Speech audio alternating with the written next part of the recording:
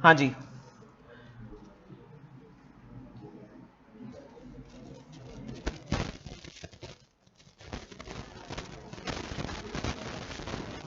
Lecture number 1 for auditing and assurance.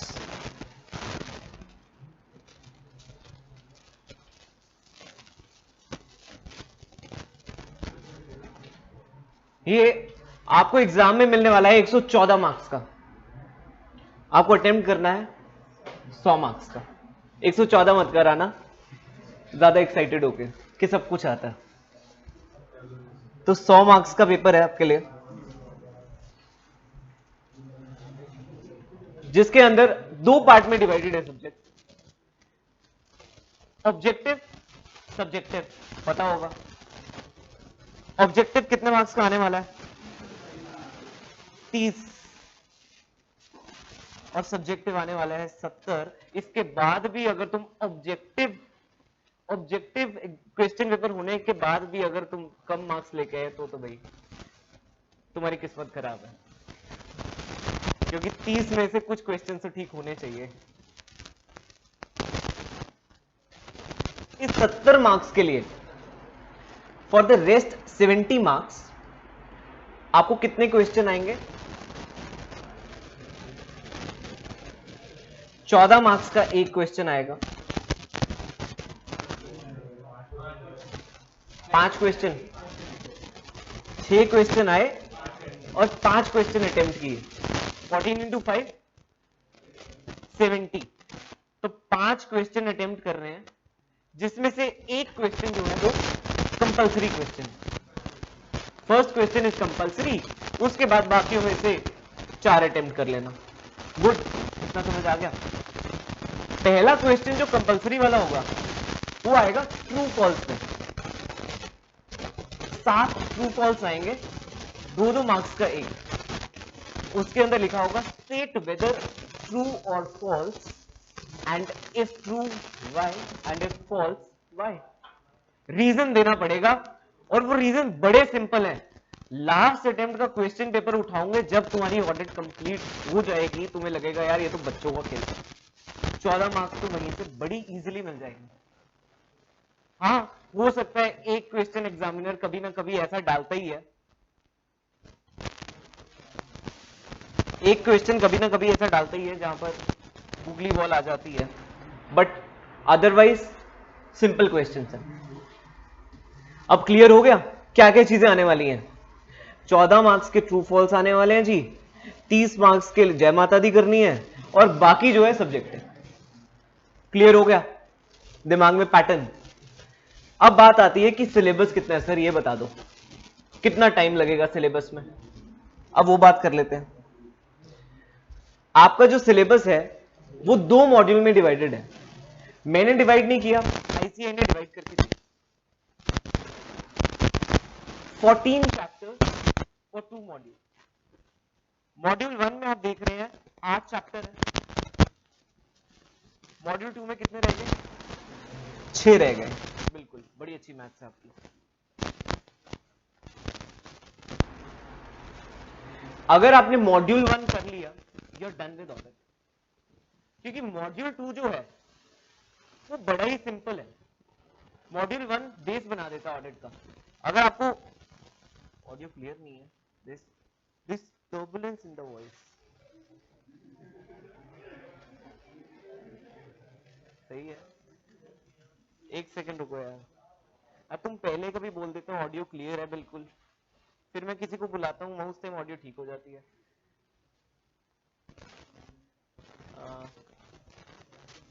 एक second, मैं on off कर रहा हूँ।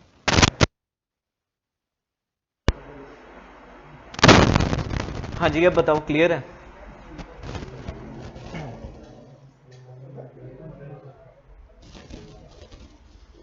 जल्दी जल्दी बताओ। चलो, शुक्र है।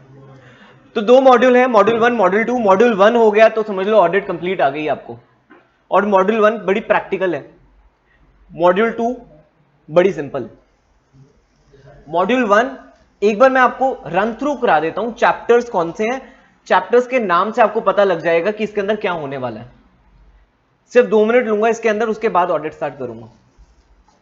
Chapter number 1, nature, objective and scope of audit. बड़ा ही बेसिक चैप्टर है। इस चैप्टर में क्या होगा, ऑडिट स्टार्ट करने से पहले आपको क्या क्या चीजें ध्यान में रखनी चाहिए। क्लाइंट से एक एंगेजमेंट लेटर, एक कॉन्ट्रैक्ट साइन करना, और ऑडिट का मतलब क्या है, ऑडिट के एडवांटेजेस क्या हैं, ऑडिट कितने तरीके की है, ये सभी इस चैप्टर में आएगा। बड़ा चैप्टर है। Second chapter, audit strategy, audit planning, audit program. अगर मेरे हाथों की तरफ देखोगे चैप्टर समझ आ गया है। Audit strategy, audit planning, audit program. Circle है ये ऑडिट का। पहले बनती है स्ट्रैटेजी, फिर हम करते हैं प्लानिंग, और माइन्यूट डिटेल्स के लिए एक चेकलिस्ट जब बनाते हैं उसे हम कहते हैं ऑडिट प्रोग्राम। ये तीन चीजें हैं बस इस चैप्टर में, that's it. Third chapter, audit documentation and audit evidence. बड़े इंपॉर्टेंट चैप्टर है। कभी अगर आपने सुने हो सीए के ऊपर केसेस हो जाते हैं, ठीक है ना, बहुत इन हो गया आजकल, तो हमें उठा के ले जाते हैं जब मर्जी, तो वो ये वाला चैप्टर आपको बचाएगा, audit documentation and audit evidence. क्योंकि आपसे पूछा जाता है जी आपने फाइनेंशियल स्टेटमेंट्स पर एक पॉजिटिव व्यू दे दिया, आपने कह दिया जी फाइनेंशियल स्टेटमेंट्स तो ट्रू और फेयर व्यू दे रहे हैं, आपने किस बिना पर बोला, आपने ये कंक्लूजन कैसे ड्रॉ किया whether the financial statements are giving a true and fair view और नॉट। उसके लिए मैं क्या कहता हूं, मैं अपने ओपिनियन को सपोर्ट करने के लिए डॉक्यूमेंटेशन करता हूं, और यहां पर मुझे आईसीएआई बताएगा डॉक्यूमेंटेशन कैसे करनी है। और साथ में एक चैप्टर है, साथ में एक टॉपिक है ऑडिट एविडेंस। तो भाई बिना एविडेंस के कंक्लूजन ड्रॉ हो सकता है? थोड़ा तेज नहीं हो सकता। तो भाई ऑडिट एविडेंस जरूरी है कंक्लूजन ड्रॉ करने के लिए, तो इसके ऊपर हम पढ़ेंगे। उसके बाद risk assessment and internal control. अगर एक एंटिटी का इंटरनल कंट्रोल ही अच्छा नहीं है, सर इंटरनल कंट्रोल क्या होता है आज की क्लास में ही बताऊंगा, प्रैक्टिकल बेस पे बताऊंगा। इंटरनल कंट्रोल की डेफिनेशन शायद हमने कहीं ना कहीं पढ़ी हो, लेकिन आपको मैं प्रैक्टिकल बेस पे बताऊंगा आज की क्लास में होता क्या है। क्या एंटिटी इंटरनल कंट्रोल्स के बगैर सरवाइव भी कर सकती है, हाँ या ना? ना, मेरा व्यू है अभी। Fifth chapter, fraud and responsibilities of the auditor. कोई फ्रॉड चल रहा है कंपनी में, ऑडिटर को पता लग जाता है, तो ऑडिटर की उस फ्रॉड के रिगार्डिंग क्या रिस्पॉन्सिबिलिटी है। ये वाला चैप्टर के बाद audit in an automated environment. Automated environment में क्या है, पहले जो ऑडिट होती थी ना उसमें वही खाते बनते थे, मैनुअल बुक कीपिंग होती थी।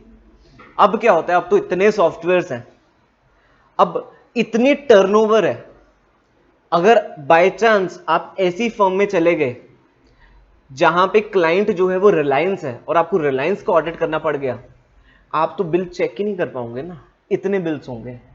तो वहां पर मुझे कुछ कंप्यूटर असिस्टेड ऑडिट टेक्निक्स का यूज करना पड़ेगा। इसको ऑडिट की भाषा में बोल देते हैं cat, CAAT, computer assisted audit technique.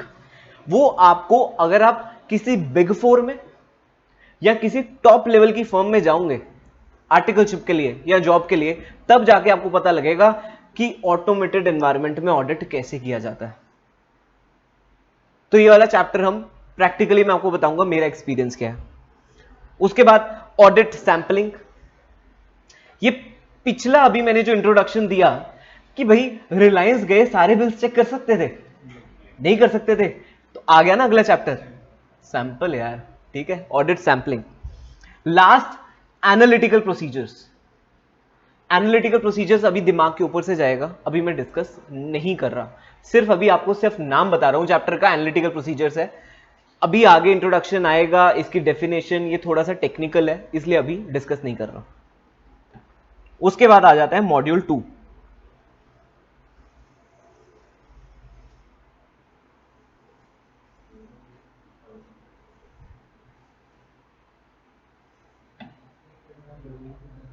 Module 2 में आप देख रहे हैं 5 चैप्टर है, 6। पहला chapter number 9, audit of items of financial statement. Items of financial statement क्या होते हैं? एक एग्जांपल मिल जाए, तेज बोलो, मुंह में दही नहीं जमाई। फाइनेंशियल स्टेटमेंट का एक आइटम बता दो यार। भाई शीला की जवानी नहीं बोला।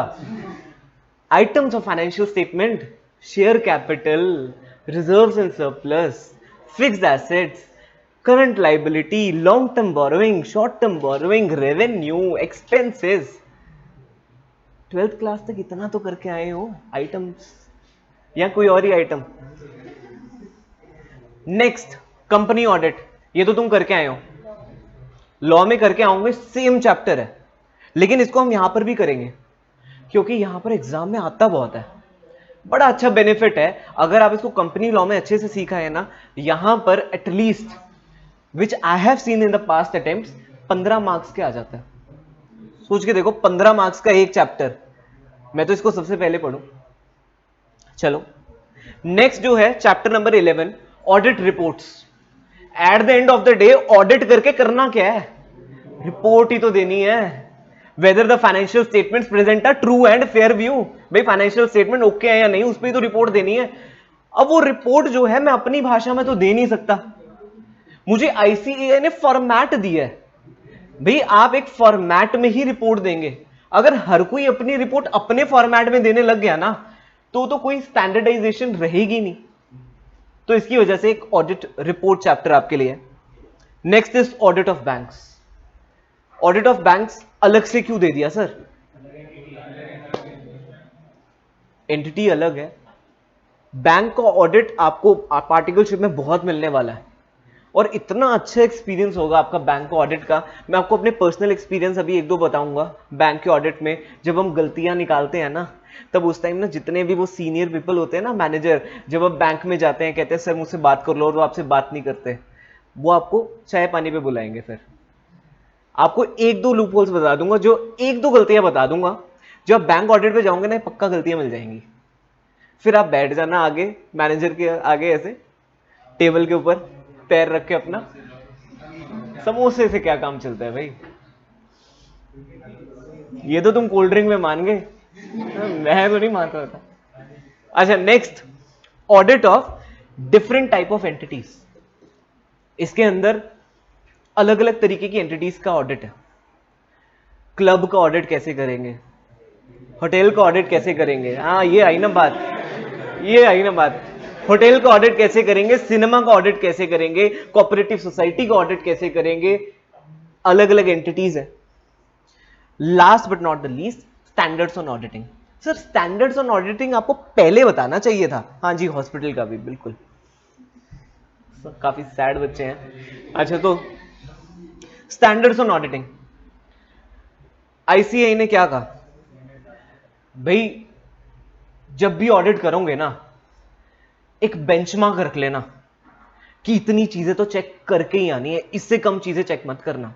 बेंचमार्क्स और स्टैंडर्ड्स ऑन ऑडिटिंग, स्टैंडर्ड दे दिया हमें कि ये चीजें चेक करनी ही है, एक तरीका भी बता दिया, गाइडलाइन भी दे दी। अगर उस स्टैंडर्ड से ऊपर जाना चाहते हो चले जाना, लेकिन नीचे मत जाना। तो ये स्टैंडर्ड्स ऑन ऑडिटिंग जो है ना, यहां पर तो मिसलेनियस स्टैंडर्ड्स हैं, otherwise 99% of standards on auditing आपके चैप्टर्स में ही कवर हो जाएंगे। यहां पर सिर्फ वो स्टैंडर्ड्स बचे हुए हैं जो मिसलेनियस रह गए, कि वो किसी चैप्टर के साथ चिपक नहीं पा रहे थे, फिर वो अनाथ रह गए, उनको अलग से चैप्टर में डाल दिया कि चलो तुम अलग चैप्टर बन जाओ। अदरवाइज आपके चैप्टर 1 में ही आपको 2 स्टैंडर्ड्स मिल जाएंगे, चैप्टर 2 में 2 स्टैंडर्ड्स मिल जाएंगे, चैप्टर 3 में तो 6-7 स्टैंडर्ड्स मिल जाएंगे। तो इसी तरीके से आपके स्टैंडर्ड्स ऑन ऑडिटिंग तो साथ के साथ कवर होते जाएंगे। ठीक है, सिलेबस को समझने में कोई दिक्कत आई किसी को? अब next question, sir ABC analysis बता दो, कौन सा सबसे ज्यादा आना है, हम तो वही पढ़ के जाएंगे। देखो मेरा पर्सनल ओपिनियन है एबीसी एनालिसिस मत करना, क्योंकि कभी भी कुछ भी आ जाता है, फिर तुम आके मुझे गालियां दोगे कि सर ने कहा था इस चैप्टर से आएगा, वो आया नहीं। तो मेरी एडवाइस रहेगी एबीसी एनालिसिस को ना फॉलो किया जाए, बट स्टिल मैं आपको बता देता हूं कौन से चैप्टर से सबसे ज्यादा पूछा जाता है। मॉड्यूल नंबर 2 की बात अगर लूं, मॉड्यूल नंबर 2 में कंपनी ऑडिट इज वन। उसके बाद audit of different type of entities और audit of items of financial statement, इनमें से बहुत पूछा जाता है। मॉड्यूल 1 में आता हूं। मॉड्यूल 1 में इस चैप्टर से बहुत पूछा जाता है, बहुत क्वेश्चन आते हैं इस चैप्टर से, क्योंकि ये चैप्टर है ही बहुत लंबा। इस चैप्टर के अंदर आपको स्टैंडर्ड्स ऑन ऑडिटिंग भर भर के मिलेंगे, तो इस चैप्टर से क्वेश्चन बहुत पूछे जाएंगे। और बाकी तो है वो छुटपुट चैप्टर्स हैं, इंटरनल कंट्रोल से भी आपको बहुत क्वेश्चंस मिल जाएंगे। बाकी जो चैप्टर्स हैं उसमें से कभी किसी अटेम्प्ट में अचानक से ज्यादा आ जाता है, कभी किसी अटेम्प्ट में सिर्फ 4 मार्क्स का क्वेश्चन आता है, तो इसकी वजह से एक फिक्स्ड एनालिसिस किया नहीं जा सकता उन चैप्टर्स का। ठीक है, यहां तक समझ आया? अब स्टार्ट करता हूं ऑडिट। पहला चैप्टर जो है nature, objective and scope of audit, वो आज हम नहीं करते। चैप्टर नंबर 2 से स्टार्ट करके चैप्टर नंबर 14 तक वो भी हम नहीं करें। हम करेंगे आज basics of auditing. Chill out class है। अगर तुम्हें अपने नोट्स की तरफ नहीं भी देखना, I am okay with it, सिर्फ मुझे सुन लो।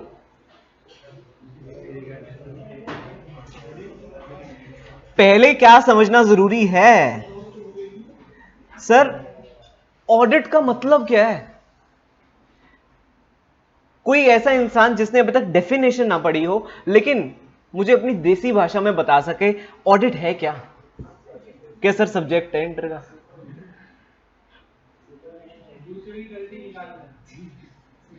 वो तो फिर आपकी गर्लफ्रेंड भी आपकी ऑडिट ही है। ठीक है। और नहीं, मजाक कर रहा था, सही बोला आपने। और क्या? और वेरिफिकेशन। देखो, अगर मैं कहूं दूसरों की गलती निकालना is not a correct point, for the reason मैं ऑडिटर हूं, मैं इन्वेस्टिगेटर नहीं हूं। कभी भी आपने ऑडिट पे जाके ऐसा देखा है कि आप एंटिटी में एंटर किए, आपने दरवाजा बंद किया, उसके बाद अकाउंटेंट जो है वो फोन पे बात कर रहा था, धीरे से गए कैंची से उसकी फोन की तार काट दी, बेटा अब ऑडिट स्टार्ट हो गया तेरा। ऐसा नहीं करना। तो auditor is not a investigator. तभी एक ऑडिटर के लिए एक फ्रेज यूज किया जाता है, auditor is a watch dog not a blood hound. मतलब वो सिर्फ नहीं, watch dog in the sense कि वो सिर्फ बता सकता है कि चोर है, उसको चोर को काटना नहीं है। तो आप जो है सिर्फ अपनी रिपोर्टिंग करके आना, वहां पर लड़ाई मत कर लेना कि भाई अब तो तू अपने बंदे बुला ले, मैं अपने बंदे बुला लेता हूं, रिपोर्टिंग में देखते हैं क्या लड़ाई होती है। ऐसा नहीं करना। तो गर्म स्वभाव वाले ऑडिट नहीं करने हमें। नाउ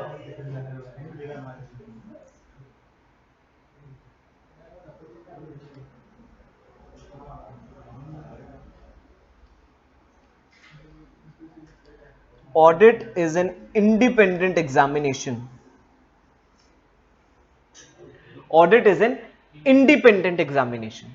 पहले सिर्फ इन्हीं 4 वर्ड्स को डिस्कस कर लेते हैं। ऑडिट इज एन तक समझ आ गया सर, मजा आ गया।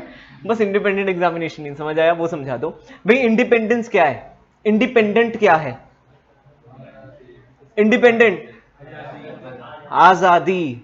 आजादी मतलब मैं किसी की बात नहीं मानने वाला। अगर तुम मुझे आके बोलोगे, फॉर एग्जाम्पल मैं आपको एक प्रैक्टिकल एग्जाम्पल दे देता हूं। कल ही मैं ऑडिट पे था। आपको इतना तो पता है ना, कैपिटल एक्सपेंडिचर क्या होता है, रेवेन्यू एक्सपेंडिचर क्या होता है, ये तो बेसिक है। तो अगर आप किसी कैपिटल एक्सपेंडिचर को रेवेन्यू ट्रीट कर दो, गलत है ना, गलत हो जाएगा। मैंने एंटिटी को बोला, मैंने कहा जी ये रेवेन्यू एक्सपेंडिचर में आपने डाला हुआ है 2.25 करोड़ की आइटम्स थी, 2.25 करोड़ का एक खर्चा ऐसा था जो उन्होंने रेवेन्यू में डाल दिया, कैपिटल में डालना था, और मैं अकेला था। और वहां पर वो 3 जने आके मेरे सामने बैठ गए, कहते सर आप बताओ हम क्या करें, ये तो 6 महीने में चीज खराब हो जाती है। मैं कहता हूं जी मेरे को फैक्ट्री में दिखा दो। पीवीसी पाइप्स थी, पीवीसी पाइप जब लगती है किसी भी फैक्ट्री में, पीवीसी पाइप के ऊपर जब आप जोर से हथौड़ा मारते हैं ना, तब भी वो टूटती नहीं है। वो कहता है जी 6 महीने में टूट जाती है। मैं कहा मेरे सामने तोड़ के दिखाओ इसे, तब मैं मानूंगा। वो कहते जी सर मान गए ये 6 महीने से ज्यादा चल जाती है, लेकिन सर ये चक्कर हो जाता है कि अब ना हमने इस पे ना जीएसटी का इनपुट ले लिया है। ये अलग कॉन्सेप्ट है, ये एक अलग कॉन्सेप्ट है, ये आपको बाद में पता लगेगा। तो कहते हैं सर इसलिए हम अब इसको रेवेन्यू एक्सपेंडिचर ट्रीट नहीं कर सकते। मैंने कहा जी मैं आपकी ऑडिट नहीं करूंगा, जब तक आप इसे कैपिटल एक्सपेंडिचर ट्रीट नहीं करेंगे मैं इसकी ऑडिट नहीं करने वाला, क्योंकि I am not subordinate to your wishes, I am a independent auditor. अब एक और बात आ गई, जब मैं नया नया सीए बना था तब मेरे साथ ये वाला कॉन्सेप्ट हुआ था। मेरे दोस्त ने मुझे कहा कि भाई मेरी ऑडिट कर दे, और ऑफ कोर्स जब भी आप सीए बनते हो ना, ऑफ कोर्स आसपास के 7-8 बच्चे ऐसे होते हैं जो कि अपने बिजनेसेस में चले जाते हैं, तो ऑफ कोर्स अगर आप उनसे कनेक्ट रखते हैं तो आपको ऑडिट मिल जाता है उनका। अब ऑडिट में वो मेरे पास फाइल लेके आते हैं, बैलेंस शीट अकाउंटेंट से बनवा के लेके आते हैं, कहते हैं भाई साइन कर दे। मैं कहता हूं जी चेक करा दो। कहते यार नहीं नहीं यार वो बैंक में देनी है, जल्दी जल्दी दे दे, नहीं तो बैंक वाला ना मेरे को प्रॉब्लम खड़ी कर देगा। मैं कहता हूं जी किसी और सीए से साइन करा लेना, because I am a independent auditor. मैं तो इंडिपेंडेंट एग्जामिनेशन करूंगा पहले, उसके बाद साइन करूंगा। तो audit is a independent examination. Independent का मतलब I am not subordinate to the wishes of others. अगर समझ आ गया है तो उसे लिख भी लो, इंडिपेंडेंट का मतलब काम आएगा फ्यूचर में, नहीं तो भूल जाओगे। मैं चाहता हूं जब भी आप इंडिपेंडेंट वर्ड अपने दिमाग में लेके आए, आपके दिमाग में ऑटोमेटिक यही आए, I am not subordinate to the wishes of others.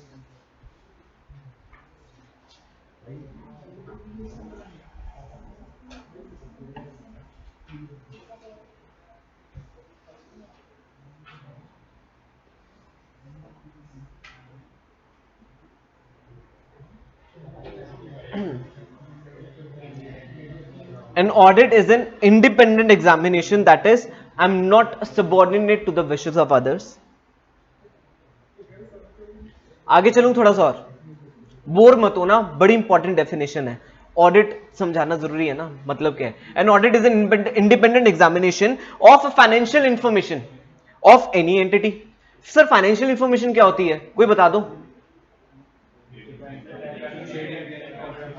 Balance sheet, profit and loss. जब मैंने पहली बार पढ़ा था मुझे भी यही लगा था कि भाई इसका मतलब तो यही हुआ ना, बैलेंस शीट हो गया, प्रॉफिट एंड लॉस हो गया।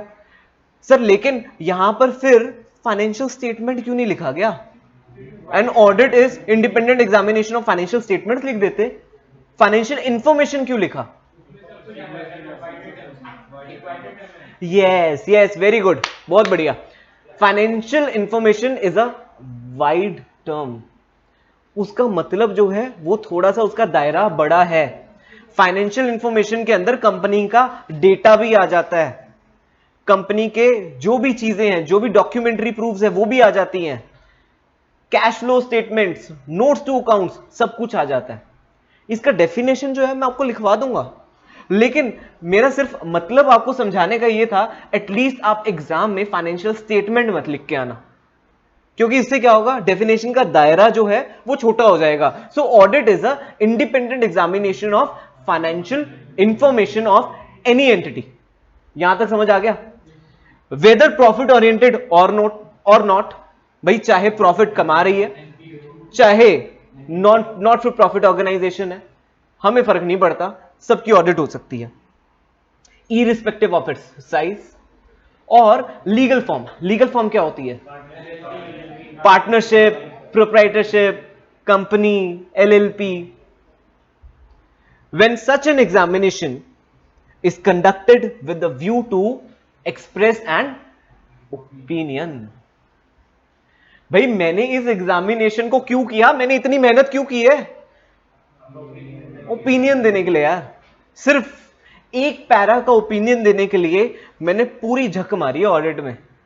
इंडिपेंडेंट एग्जामिनेशन की है फाइनेंशियल इंफॉर्मेशन की, ठीक है। अब इस पूरे पैराग्राफ में कोई भी एक वर्ड बता दो जो क्लियर नहीं है, और मुझे ऐसी अंडरस्टैंडिंग चाहिए आपसे ऑडिट की कि जब आप पूरा पैराग्राफ पढ़े आपको ऐसा ना हो यार ये वर्ड का तो मैं रट्टा मार लेता हूं, बाकी वर्ड जो है मेरे को याद है, ऐसा तो चलेगा ही नहीं, एग्जाम में पक्का भूल जाओगे। अभी बता दो, किसी को कोई ऐसा डाउट आया?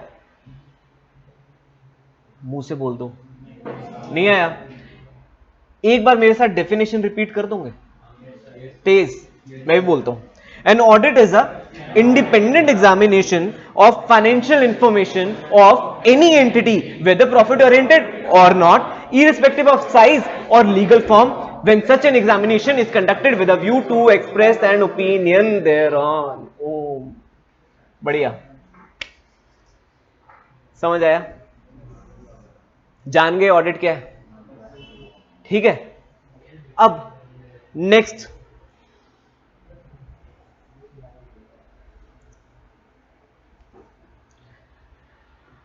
आपका नाम क्या है? पीछे वाला पूछा, उससे पीछे। हाँ हाँ हाँ, तशमीत, हाँ ठीक है, तो तशमीत को पहुंचा देते हैं यहाँ पे बोर्ड पे। तो अब तशमीत जो है वो सीए बन गया, तशमीत सीए बन गया। ले ले ले ले, अभी नीचे भी गिराऊंगा ले ले अभी। तो तशमीत जो है वो सीए बन गया।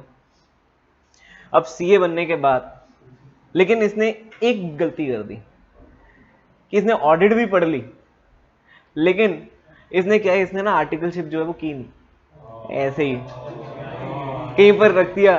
तो ठीक है, अगर बुरा लग रहा है तो मैं बन जाऊंगा कि विनर ने नहीं की ठीक है, लेकिन क्या था, तशमीत की रैंक भी आ गई थी। अब रैंक आ गई, अब नौकरी तो बड़ी आसानी से मिल जाती है रैंक होल्डर को, पता ही है आपको। अब नौकरी मिल गई है और तशमीत और मैं इकट्ठे काम कर रहे हैं। तो तशमीत काम कर रहा है और साथ में विनय काम कर रहा है, दोनों काम कर रहे हैं और दोनों को एक असाइनमेंट मिला है रिलायंस का। दोनों को रिलायंस का असाइनमेंट मिला है, रिलायंस की ऑडिट करके आनी है। अब मैंने कहा तशमीत भाई तू करा रिलायंस का ऑडिट, मैं जो है तेरा काम रिव्यू करने आ जाऊंगा 1 महीने बाद। कहता है ठीक है जी, हो जाएगा, कोई टेंशन ही नहीं है। तो वहां पर तशमीत देखता है, वहां पर जाते ही कहता है जी अपनी फाइनेंशियल स्टेटमेंट्स दो। फाइनेंशियल स्टेटमेंट्स में देखता है इतने सारे जीरो, ये कैसे चेक होंगे? वो कहते हैं जी अपना अकाउंटिंग सॉफ्टवेयर दिखाना। वो कहते हैं इतने सारे बिल, ये कैसे चेक होंगे? फिर भी हिम्मत करता है, यार चेक तो करके जाऊंगा, ऑडिट करने आया हूं। स्टार्ट करता है, एक फाइल उठाता है, चेक करता है, चेक करता है, एक एक बिल चेक करता है, एक एक बिल चेक करता है, चेक करता है। उसके बाद 1 महीने के बाद मैं आता हूं ऑडिट रिव्यू करने के लिए। मैंने तशमीत से पूछा भाई कितने बिल चेक कर लिए? वो कहते हैं जी 1 लाख बिल चेक हो गए, बस 90 लाख और बाकी हैं बस 2022 एंडिंग का ऑडिट है सर, 2025 तक रिपोर्ट पक्का दे देंगे, कोई टेंशन ही नहीं है, बस 50-100 जने और लगाने हैं हमें, और कुछ में टेंशन ही नहीं है। तो भाई मैं कहा तशमीत यार तूने आर्टिकलशिप नहीं की थी क्या? कहता सर की थी, देख लो। तो घबरा क्यों रहा है? सर एक कॉन्सेप्ट था आर्टिकलशिप में, जो कि आप सही बोल रहे हो, एक कॉन्सेप्ट था जिसको हम बोलते हैं टेस्ट चेकिंग। एक कॉन्सेप्ट था टेस्ट चेकिंग का, वो मैं सर भूल गया।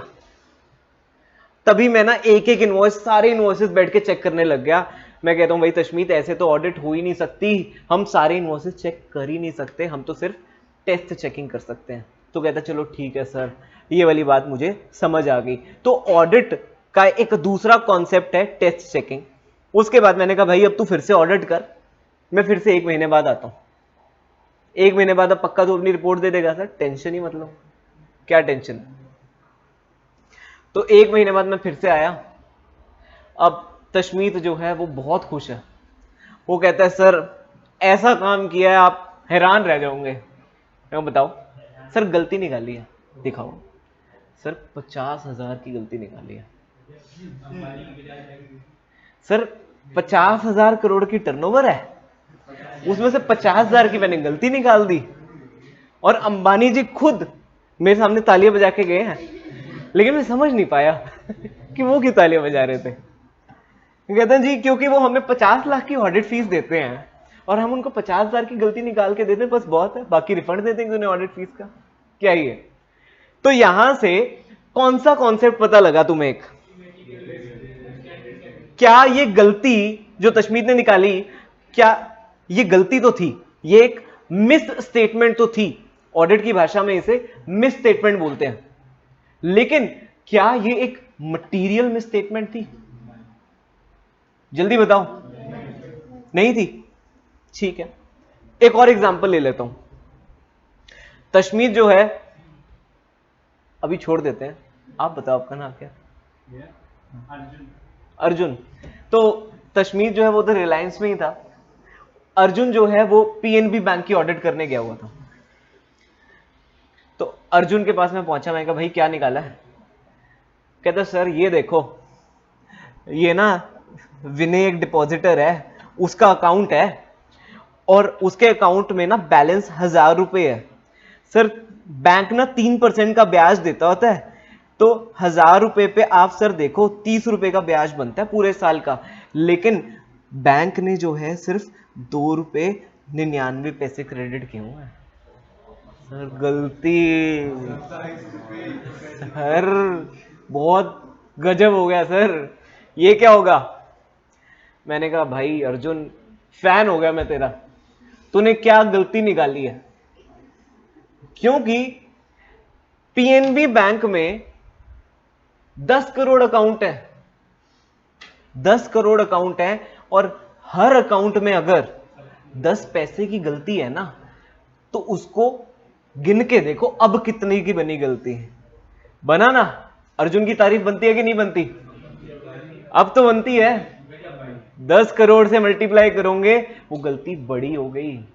तो मतलब मिस स्टेटमेंट जब मटेरियल बोलेंगे तो वो मटेरियल जो है, यहां तो वो इंडिविजुअली इतनी मटेरियल होगी, जैसे तशमीत की गलती हो सकती थी इंडिविजुअली, या अर्जुन ने जैसे बताया इन अग्रीगेट, कि अगर एक गलती को 10 करोड़, एक गलती है और वो 10 करोड़ अकाउंट्स में है, तो उनको जोड़ दें तो वो इन अग्रीगेट जो है मटेरियल हो जाएगी। सही बात है? तो मिस स्टेटमेंट का दायरा समझ गए, मटेरियल समझ गए होता क्या है, ठीक है ना? अगर अदर देन, ये तो मैंने तुम्हें ऑडिट का एग्जांपल दिया, ये प्रैक्टिकल एग्जांपल है। हम बैंक ऑडिट में जब हम कंकरेंट ऑडिट करते हैं बैंक का, कंकरेंट ऑडिट क्या होता है?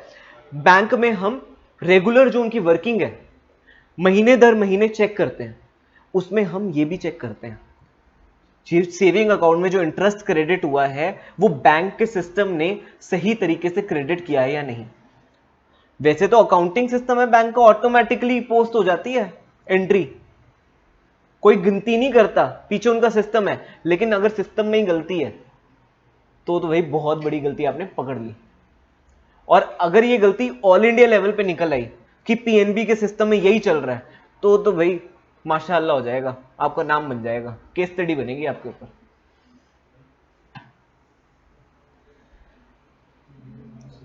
ये तो हुए पढ़ाई के एग्जाम्पल। अब फॉर एग्जाम्पल आपकी एक गर्लफ्रेंड थी कि आप जिसके लिए इतने सीरियस नहीं थे, और उसने आपको एक गिफ्ट दिया था, अब वो गिफ्ट पड़ा है आपके पास आपकी अलमारी में, वर्सेस एक और गर्लफ्रेंड का गिफ्ट पड़ा है जिसे आपने सच्चा प्यार किया था, लेकिन उसने नहीं किया था, लेकिन उसने गिफ्ट दिया था आपको। अब दोनों में से क्या चीज मटेरियल है? हो सकता है दोनों गर्लफ्रेंड्स ने आपको सेम गिफ्ट दिया था, लेकिन मटेरियल वो है जिसे आपने सच्चा प्यार किया था, ठीक है ना? तो मटीरियलिटी जो है वो सबके लिए एक जैसी नहीं होती। वो सबके लिए अलग होती है। इसका मतलब मैं ये भी कह सकता हूं materiality is a matter of professional judgement. जैसे सीए की जजमेंट है उसके हिसाब से मटीरियलिटी डिसाइड होती है। हो सकता है मेरी जजमेंट हो मेरे लिए मटीरियल ना हो, मुझे प्यार दोनों से ही नहीं था। हो सकता है मुझे दोनों से प्यार, हो सकता है मुझे एक से प्यार। तो मटेरियल की डेफिनेशन जो है वो चेंज होती रहेगी। अब यहां पर अभी तक मैंने ऑडिट की डेफिनेशन बताई आपको, टेस्ट चेकिंग आपसे डिस्कस किया, उसके बाद मटेरियल वर्ड आपसे डिस्कस किया, और चौथा आपसे मिस स्टेटमेंट वर्ड डिस्कस किया। लाइट लग रही है क्लास, भारी तो नहीं लग रही? ठीक है, एक और चीज डिस्कस कर लेता हूं फिर। अब तशमीत के पास मैं वापस पहुंचा। क्या अब तो छोड़ दो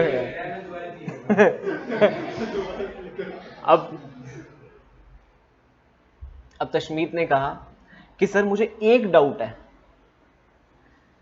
आप तो कह गए चौड़ में टेस्ट चेकिंग कर लियो, लेकिन अगर जो चीजें मैंने चेक नहीं की उसमें कोई गलती निकल आई तो? पता लगा सर आप यहां पर फाइनेंशियल स्टेटमेंट साइन करके गए, शाम को प्रेस वाले आपके घर के बाहर पहुंच गए कि भाई आपने साइन कैसे कर दी, उस कंपनी का जो डायरेक्टर है वो किंगफिशर हो गया, कैसे चेक कर दिया? तो वो तो गलती पकड़ी गई सर, ये कैसे करोगे? तो मैंने कहा भाई यहां पर ऑडिट में एक सबसे इंपॉर्टेंट वर्ड है जिसको हम बोलते हैं रीजनेबल एश्योरेंस।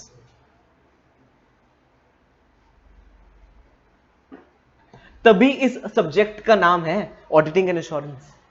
रीजनेबल एश्योरेंस मतलब भाई मैं 100% एब्सोल्यूट एश्योरेंस नहीं दे सकता, हर चीज जो है वो स्टार मार्क के साथ आती है। Terms and conditions apply, mutual funds investments are subject to market risk. तो यहां पर मेरी गलती नहीं है क्योंकि मैं तो एक रीजनेबल एश्योरेंस ही दे सकता था, मैं 100% एश्योरेंस दे ही नहीं सकता ऑडिट में। तो मैंने कहा कोई टेंशन नहीं है, अगर कोई चीज बाय चांस नहीं पकड़ी गई और मैंने रीजनेबल एश्योरेंस ऑब्टेन कर लिया तो कोई दिक्कत नहीं है, लेकिन नेग्लिजेंस नहीं होनी चाहिए। अगर आपके ऑडिट डॉक्यूमेंट्स को देख के किसी ने कह दिया भाई तशमीत ने चेकिंग जो है, जो ऑडिट के सैंपल उठाए वो ही गलत तरीके से उठाए, उसने उसके ऊपर दिमाग लगाया ही नहीं, ऐसे पकड़ा हाँ चल दे दे, आलू है शिमला मिर्च दे। लड़के ऐसी सब्जियां लेने जाते हैं, कोई मम्मी भेज दे ना लड़कों को सब्जी लेने के लिए, भिंडी ये पकड़ी ऐसे, ये पाइया खत्म। मम्मी जाती है वो ऐसे चुन चुन के लेती है कि हाँ, तो उस तरीके से मम्मी के तरीके से ऑडिट करनी है हमें। तो हम तो सिर्फ रीजनेबल एश्योरेंस ही ऑब्टेन कर सकते हैं, that is high but not absolute level of assurance. Very clear? High level of assurance है बट एब्सोल्यूट नहीं है जी, ये भी लिखना है, लिख लो, हाई बट नॉट एब्सोल्यूट।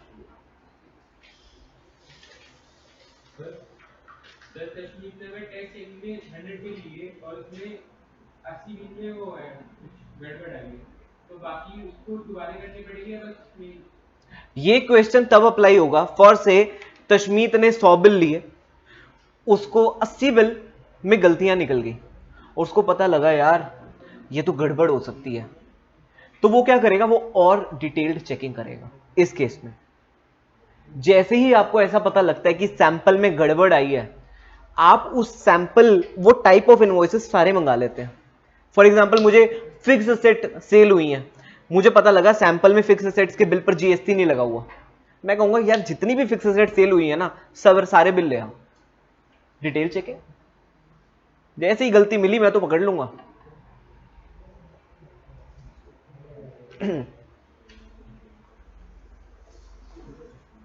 अब यहां पर जितनी भी चीजें ये पड़ी हैं इसका डेफिनेशन लिखना चाह रहे हो, मटेरियल और मिस स्टेटमेंट का, दो का, इसका डेफिनेशन लिख लेते हैं। या उससे पहले एक और कॉन्सेप्ट है, लास्ट में लिखवाऊंगा डेफिनेशन, क्योंकि आप भागने वाले हो जाओगे ना। एक और कॉन्सेप्ट दिमाग में आ गया मेरे, जो स्टार्टिंग ऑफ द क्लास में मैं आपसे डिस्कस करना चाह रहा था।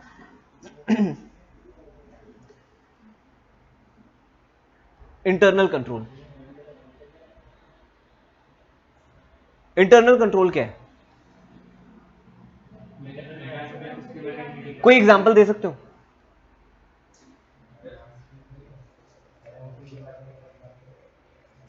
जैसे किसी ऑर्गेनाइजेशन में एम्प्लॉइज की बोर्डिंग के लिए अटेंडेंस वगैरह मशीन यूज करी जाती है। ठीक है, जैसे स्टूडेंट्स भी यहाँ आते हैं तो थंबप्रिंट लिया जाता है, तो ये क्या कंट्रोल है?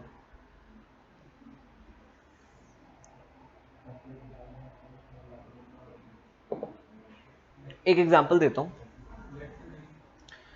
Amazon से आप ऑर्डर करते हो, Amazon, फ्लिपकार्ट, मिंत्रा, XYZ जो भी है।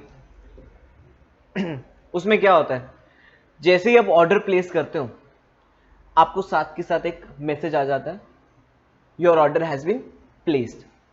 उसके बाद क्या होता है, वो Amazon की फोर्स से गुड़गांव फैसिलिटी गुड़गांव के वेयरहाउस में वो चीज पड़ी है, तो वहां से क्या होगा, वहां से शिप होगी, पहले पैक होगी। जैसे ही पैक और शिप होती है आपको मैसेज आता है, your package has been packed और शिप्ड। उसके बाद जब वो आपकी लोकल सिटी में आ जाता है, फॉर से आप बैंगलोर में आ गया वो पैकेज, आपको फिर से आ जाता है मैसेज कि आपका पैकेज जो है आपकी सिटी में आ चुका है। उसके बाद फिर क्या होता है, आउट फॉर डिलीवरी का भी मैसेज आता है। उसके बाद हमें एक ओटीपी भी दिया जाता है कि सर जैसे ही आपको पैकेज डिलीवर होगा ना, आप डिलीवरी बॉय को ये ओटीपी दे देना। वो ओटीपी देते हैं तभी वो डिलीवरी मानी जाती है। तो आपने ये प्रोसेस देखा, अगर ये प्रोसेस होता ही ना तो आपको लगता है आज की डेट में Amazon कभी इंडिया में टिक भी पाती? हो ही नहीं सकता जी। पैकेज बोल देता, डिलीवरी बॉय वाले इतने चालाक हैं, वो कहता जी मैंने डिलीवर कर दिया, वहां पे किसी को मिला ही नहीं। तो ये एक इंटरनल कंट्रोल है, और इंटरनल कंट्रोल के बगैर जो है कोई भी कंपनी टिक ही नहीं सकती। अगर कोई भी आप में से ये सोच रहा है जीवन में कि भाई मैं सीए तो बन ही जाऊंगा, साथ के साथ अपना कोई स्टार्टअप भी करूंगा, तो उसके लिए भी इंटरनल कंट्रोल्स का बहुत ज्यादा जरूरत है। एक और एग्जांपल, आपकी फैक्ट्री है, रिलायंस फॉर से आपकी फैक्ट्री है, कितना अच्छा लग रहा है, रिलायंस आपका ही है। आप इतने ह्यूज लेवल पे ऑपरेट कर रहे हैं, आपके पास इतनी मशीनरी है, मशीन्स लगी हुई हैं। इनफैक्ट आप अगर देखेंगे जो बड़े शेड्स होते हैं फैक्ट्री में, वहां पर अंदर गर्मी बहुत हो जाती है, तो वहां पर ना एग्जॉस्ट फैंस लगे होते हैं, thousands of exhaust fans, machines हैं। उसके अलावा और भी एसेट्स है कंपनी की। अगर कोई भी एम्प्लॉय कोई भी एसेट उतार के ले जाए, भाई आज घर में खाना गर्म नहीं हो रहा था तो वो ओवन उतार के ले गए कंपनी का, तो इसके ऊपर ही अगर चेक नहीं होगा तो कंपनी कहां से सरवाइव करेगी? तो इंटरनल कंट्रोल जो है वो कंपनी जो है उन असेट्स के ऊपर भी लगाती है। उन असेट्स की सेफ गार्डिंग के लिए भी इंटरनल कंट्रोल लगाए जाते हैं। सर कैसे कैसे लगाया जा सकता है असेट्स को सेफ गार्ड करने के लिए इंटरनल कंट्रोल? सुपरवाइजर, और क्या, सीसीटीवी कैमरास।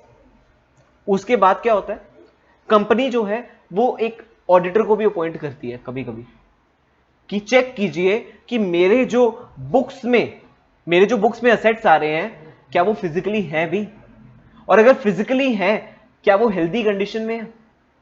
क्या ऐसा तो नहीं है कोई असेट जो है वो खराब हो चुका है और बुक्स में अभी भी पड़ा हुआ, उसको डिलीट कर दो ना बुक से, क्यों रख के रखा है? तो ये सभी चीजें जो है इंटरनल कंट्रोल्स होंगे तभी पॉसिबल है।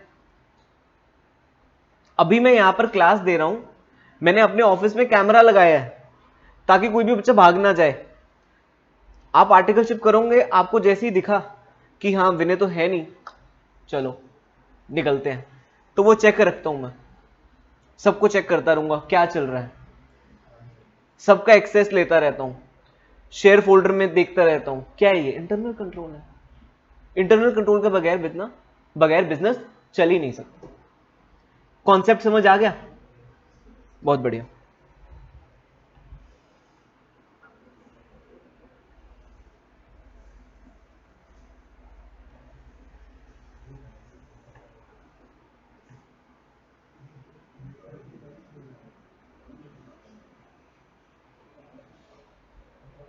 अब ये वाले कॉन्सेप्ट पे आता हूं, ऑब्जेक्टिव ऑफ ऑडिटर। मैंने पहले आपका बेस क्लियर किया है। अब उस बेस को क्लियर करते हुए इसको पढ़ने की कोशिश करते हैं कि समझ आ जाता है या नहीं आता। ऑब्जेक्टिव क्या है जी ऑडिटर का? ये वाली चीज एक बार भूल जाते हैं, है ही नहीं। यहां से पढ़ते हैं। To obtain reasonable assurance whether the financial statement as a whole are free from material misstatement। Exam में आए हुए क्वेश्चन ये, और शायद आप पहली क्लास अभी करके जा रहे हैं, आपको ये क्वेश्चन आंसर याद भी हो चुका है। भाई मेरे को क्या करना है, मेरे को एक रीजनेबल एश्योरेंस लेनी है whether the financial statement as a whole are free from material misstatement, not misstatement, material misstatement, and to report on the financial statements and communicate as required by the SAs in accordance with auditor findings। Sir एक तो काम है मुझे reasonable assurance obtain करनी है, दूसरा objective क्या है, रिपोर्ट करना है। रिपोर्ट करना है फाइनेंशियल स्टेटमेंट पे और कम्युनिकेट करना है as required by the standards. Standards ने जैसे बोला है कम्युनिकेट करने को। सर स्टैंडर्ड्स कैसे बोलते हैं कम्युनिकेट करने को? अभी आप जब ऑडिट रिपोर्ट पढ़ोगे ना चैप्टर, अभी नहीं बाद में, ऑडिट रिपोर्ट के अंदर स्टैंडर्ड्स ऑन ऑडिटिंग है। स्टैंडर्ड नंबर 700, 701, 10, उसके अंदर बताया गया है रिपोर्टिंग कैसे करनी है। तो इसलिए यहां पर लिखा है to report on the financial statement and communicate as required by the standard. Standard जिस तरीके से बोल रहा है उस तरीके से कम्युनिकेट करना है in accordance with the auditor findings. हमारी जो भी फाइंडिंग्स हैं वो स्टैंडर्ड के हिसाब से हमारी रिपोर्ट में लिखी जाएंगी। कोई भी एक ऐसी चीज इन दो पॉइंट्स में से जो क्लियर ना हुई हो।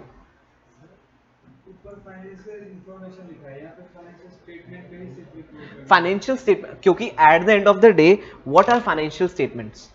Financial statement is a summary. आप जब कहीं ऑडिट करने जाते हैं तो ऑडिट करते हुए फॉर से वो अकाउंटिंग सॉफ्टवेयर यूज कर रहे हैं, सैप या टैली या बिजी, या साथ में जितनी भी चीजें इनवॉइसेस हैं, बैंक स्टेटमेंट्स हैं, आप सब कुछ चेक करते हो। वो क्या होता है, वो बैकअप डॉक्यूमेंट होते हैं एक फाइनेंशियल स्टेटमेंट के। फाइनेंशियल स्टेटमेंट में लिख देते हैं जी 1 करोड़ रुपए का रेवेन्यू है, लेकिन अगर आपको 1 करोड़ के इनवॉइसेस देखने हैं तो आपको कहां जाना पड़ेगा, फाइनेंशियल इंफॉर्मेशन में। लेकिन मैं रिपोर्टिंग तो उस समरी के ऊपर कर रहा हूं ना, बस उस समरी पे रिपोर्टिंग करने के लिए मुझे पूरी चेकिंग करनी पड़ रही है इंफॉर्मेशन की। इसलिए ऊपर जो है ऑडिट कर रहे हैं हम फाइनेंशियल इंफॉर्मेशन की, और यहां पर रिपोर्टिंग कर रहे हैं फाइनेंशियल स्टेटमेंट्स पर। और किसी को डाउट कुछ भी, कोई फालतू कोई डाउट पूछ लो यार, मुझे पता तो लगे। क्या सर कैसे हो?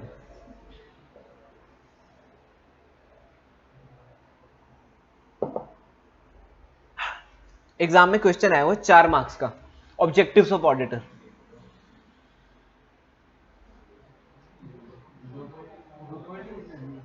हाँ इसके अंदर मैंने 1-2 चीजें जो है अभी खा ली मैंने, लेकिन 90% यही है।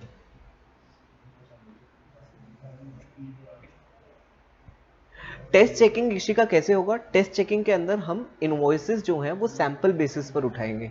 सैंपल बेसिस पर कैसे उठाएंगे, किस दिमाग को, किस सोच से उठाएंगे, वो हम ऑडिट सैंपलिंग नाम का जब चैप्टर आएगा उसके अंदर पढ़ेंगे। इसके ऊपर, ये टेस्ट चेकिंग के ऊपर एक पूरा स्टैंडर्ड है कि ये होती कैसे है, वो हमें पूरा कॉन्सेप्ट पता लगेगा जब हम ऑडिट सैंपलिंग नाम का स्टैंडर्ड पढ़ेंगे। अच्छा अब मेरे साथ जो है एक बार रिपीट कर दो प्लीज। प्लीज भाई, ठीक है। Objectives of the auditor to obtain reasonable assurance whether the financial statement as a whole are free from material misstatement. जो नहीं बोलेगा ना हाय लेके जाएगा, मेरी मेरी जान निकल रही है बोलते हुए। Please to report on the financial statement and communicate as required by standards in accordance with the auditor findings। आज अब घर जाओगे, ये दो चीजें, अभी क्लास नहीं खत्म हो रही है, ये दो चीजें और आगे आने वाली अभी जो भी चीजें होने वाली हैं साथ की साथ पढ़ के लिख के प्रैक्टिस कर लेना। 100% बता रहा हूं, अभी ये चीज आसान लग रही है, जब पूरा सिलेबस कंप्लीट हो जाएगा ना तब लगेगा यार ये तो भूल गए, पढ़ा ही नहीं था। ऐसा हो जाता है, शॉर्ट टर्म मेमोरी लॉस होता है कईयों में।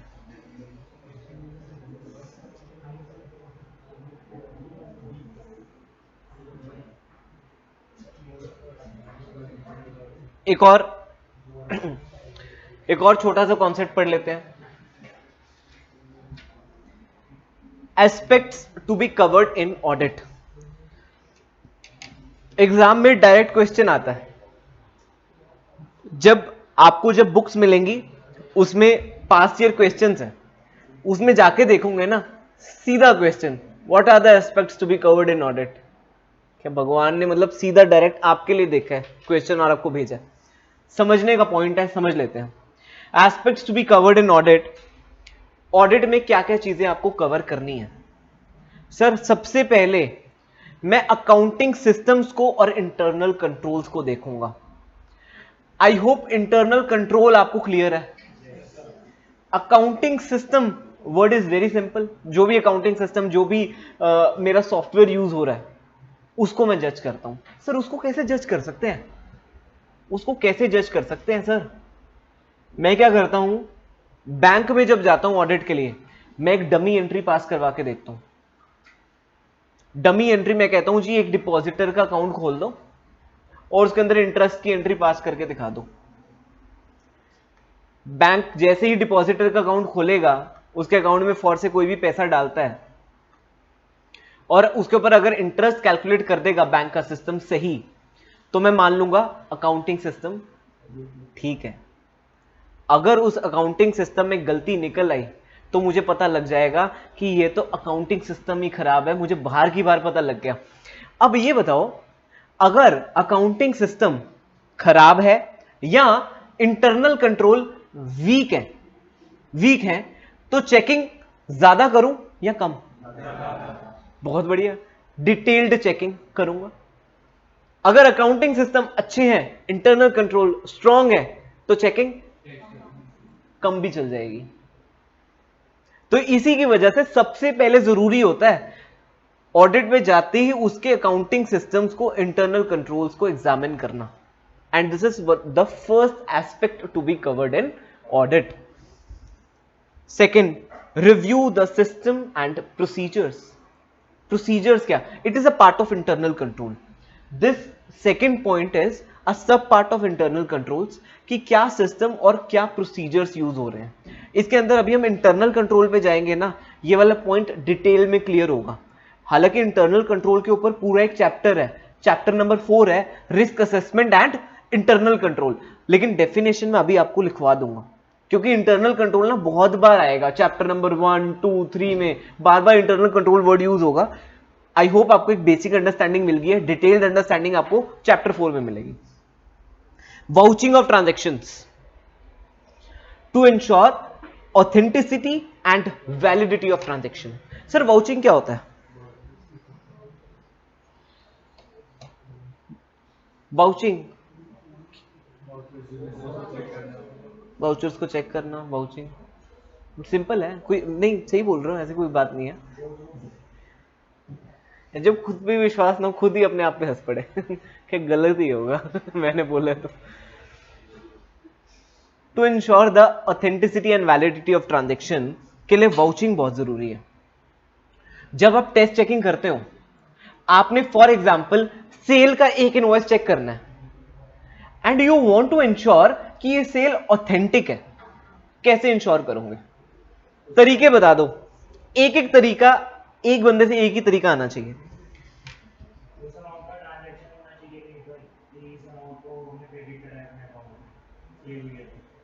ठीक है, मतलब ये कहना चाहते हैं जी मैंने अगर सेल की है तो वो पैसा भी तो आया होगा ना, तो उसके लिए बैंक स्टेटमेंट चेक करने की बात कर रहे हैं।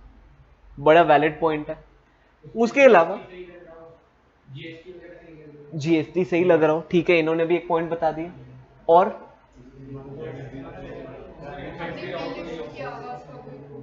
हाँ, बिल इशू किया होगा। अब वो बिल आपको अगर मैं ऑडिट में फोटोकॉपी दे दूं बिल का तो अब चलेगा या ओरिजिनल ज्यादा बेटर है?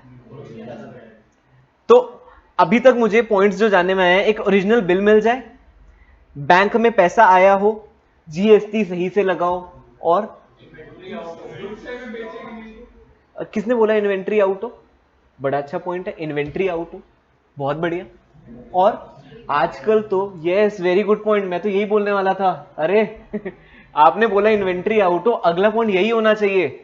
आजकल तो क्या है, हर बिल पे जीएसटी में ई वे बिल काटना है 50,000 से ऊपर वाले पे, तो ई वे बिल कटना जरूरी है।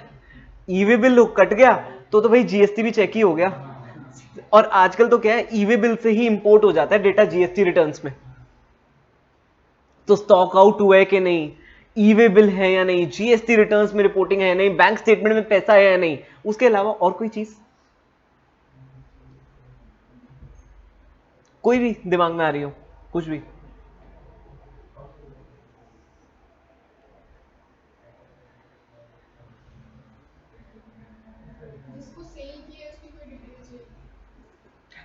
डिटेल्स इन द सेंस सामने वाले का जीएसटी नंबर, मतलब देखो उसकी डिटेल्स को वेरीफाई करने का एक पॉइंट है। हाँ बिल्कुल, डेटर में एंट्री होगी, बुक्स में एंट्री होनी भी जरूरी है, सुमित यू आर राइट। तो एक सिंपल सा पॉइंट है जो ऑडिट में बोलते हैं, उसमें बोलते हैं कंफर्मेशन। मैं कहता हूं जी उस डेटर को मैं चिट्ठी भेजूंगा, मैं कहूंगा जी मैं ऑडिटर हूं इस कंपनी का, और मुझे दिखा है कि आपने इस कंपनी से कुछ परचेज किया है 1,00,000 रुपए का, और अभी आउटस्टैंडिंग खड़ा हुआ है 90,000 रुपए। प्लीज कंफर्म कि ये बैलेंस ठीक है या नहीं। Balance confirmation, that is debtor confirmation, and this concept is called external confirmation. इसके ऊपर भी एक अलग से स्टैंडर्ड दिया है, अलग से स्टैंडर्ड नंबर 505 है एक्सटर्नल कंफर्मेशन का, वो भी तो लूंगा, कंफर्म हो जाएगा। अब आप ये देखो, आपने सिर्फ एक एंट्री को चेक करने के लिए क्या क्या चीजें नहीं मांग ली। बैंक स्टेटमेंट देख ली, जीएसटी रिटर्न्स देख ली, ई वे बिल देख लिया, बुक्स में एंट्री देख ली, कंफर्मेशन मांग ली, तब जाके आपने कहा हाँ ये ओके है। और इसी को बोलते हैं हम वाउचिंग। वाउचिंग आंखें बंद करके नहीं होती, जिसके अंदर ऑडिट के अंदर जब वाउचिंग करते हैं ना तो हम ये वाला साइन लगाते हैं, ऐसे उल्टा टिक लगाते हैं, ऐसे वाला नहीं लगाते होते, उल्टा टिक लगाते हैं। तो जब उल्टा टिक लगाता हूं ना किसी एंट्री पे, वो तभी लगाता हूं जब मैं पूरा कंफर्म हो जाऊं दैट वो ऑथेंटिक है ट्रांजैक्शन। कई बार तो ऐसा होता है, क्लाइंट का जो अकाउंटेंट है वो मेरे साथ बैठा है और वो सोच रहा है कि इसका पेन पेपर के इतने करीब पहुंच चुका है, ये टिक क्यों नहीं लगा रहा। वो भी गुस्से में आ जाता है, वो कहता है मैं अपना हाथ पकड़ के टिक लगवा देता हूं तो लगा। कहता नहीं नहीं नहीं नहीं नहीं, साइन करने हैं मुझे फाइनेंशियल स्टेटमेंट्स पे, देख के करूंगा, वाउचिंग करूंगा। अब एग्जाम में जब आएगा ना aspects to be covered in audit, आपको एक पॉइंट तो जरूर याद रहेगा, वाउचिंग ऑफ ट्रांजैक्शन। लेकिन उसके अंदर ना आप अंदर का मसाला भूल जाओगे, to ensure the authenticity and validity of transaction. और अगर अंदर का मसाला भूल गए तो आधे मार्क्स भी नहीं मिलेंगे। यहां पे वो 12th क्लास वाला काम नहीं है, या दिल्ली यूनिवर्सिटी वाला काम नहीं चलेगा, एक आंसर 2 बार लिख दिया तो डबल मार्क्स, ऐसा कुछ नहीं है। सही आंसर लिखोगे तो ही मार्क्स है। ascertaining proper distinction between capital and revenue items, बड़ा सिंपल है ये तो। किसी को चाहिए कि मैं अभी एक्सप्लेन करूं इसे? क्या क्लास खत्म कर एक्सप्लेन।